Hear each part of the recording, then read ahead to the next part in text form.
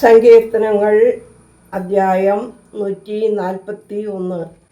ദൈവമേ, നിന്റെ വേദപ്രമാണത്തിൽ അടങ്ങിയിരിക്കുന്ന അത്ഭുത കാര്യങ്ങളെ കാണുവാൻ എൻ്റെ ഉൾക്കണ്ണുകളെ പ്രകാശിപ്പിക്കണമേ.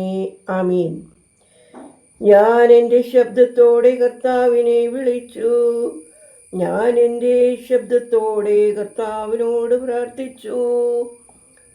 ഞാൻ തിരുമുമ്പാകെ സങ്കടം ബോധിപ്പിച്ചു. എൻ്റെ ഞെരുക്കം തിരുസന്നിധിയിൽ അറിയിച്ചു. എൻ്റെ ആത്മാവ് വിഷാദിച്ചപ്പോൾ നീ എൻ്റെ ഊടുവഴികളെ അറിയുന്നുവല്ലോ. എൻ്റെ നടപ്പുകളുടെ വഴിയിൽ എനിക്ക് അവർ കെണികളെ മറച്ചു വെച്ചു. ഞാൻ വലത്തുഭാഗത്തോ സൂക്ഷിച്ചു നോക്കി, എന്നെ അറിയുന്നവനില്ല. ഓടി ഒളിക്കേണ്ടതിന് എനിക്ക് സ്ഥലമില്ലാതെ പോയി. എൻ്റെ ആത്മാവിന് പകരം ചോദിക്കുന്നവനുമില്ല.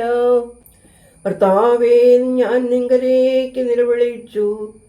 നീ എൻ്റെ ശരണവും ജീവനും ഉള്ളവരുടെ ദേശത്ത് എൻ്റെ ഓഹരിയും ആകുന്നു എന്ന് ഞാൻ പറഞ്ഞു. ഞാൻ ഏറ്റവും താഴ്ത്തപ്പെട്ടിരിക്കൊണ്ട് എൻ്റെ അപേക്ഷ സൂക്ഷിച്ച് കേൾക്കണമേ. എന്നെ പീഡിപ്പിക്കുന്നവർ എന്നേക്കാൾ ബലവാന്മാരായതുകൊണ്ട് അവരിൽ നിന്നെന്നെ വിടുവിക്കണമേ. ഞാൻ തിരുനാമം സ്തോത്രം ചെയ്യേണ്ടതിന് കാരാഗൃഹത്തിൽ നിന്ന് എൻ്റെ ആത്മാവിനെ പുറപ്പെടുവിക്കണമേ. നീ എനിക്ക് പ്രതിഫലം നൽകുമ്പോൾ നിന്റെ നീതിമാന്മാർ എന്നെ കാത്തിരിക്കും.